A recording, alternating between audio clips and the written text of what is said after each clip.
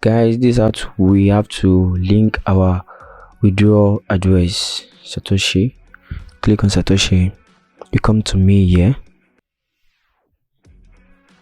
you click on me, then you click this. After clicking that, make sure you've updated your app. Please update it on Google Play Store.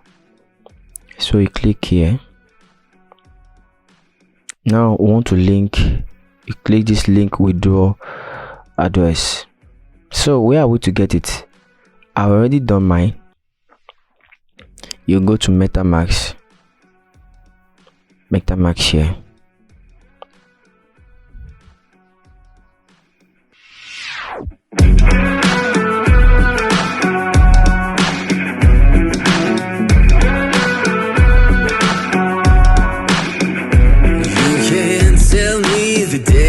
Stacked. You can whisper behind my back. You can show me how the odds are. Okay, now we can see it is open to us.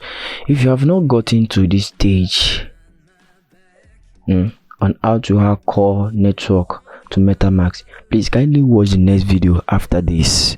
There's a video I've already prepared before this. So what you just have to do is to copy, just point on this particularly, you point on that public address, copied. All right, we'll now go to MetaMask, then you paste it here, then now add your 6-digit number. Their 6-digit number must not be more than 6. Is that taken? So how to set up your password? Asset password, you can see it is written all over here. Asset password. How to do that? You come here, you click on personal settings. You click on personal settings, you will see something written asset password here. Like now I've already created mine. That's the reason why it's showing old asset password. Is that taken? And if you're that one that have not set asset password, it's not going to show you. If I just set it for the first time, it's not going to even show you this old asset password. What it's going to show you is your new asset password, confirm new asset password, then you confirm it. So that's what you put after putting the withdrawal address for MetaMask, copy it to here. After putting it, you add it here.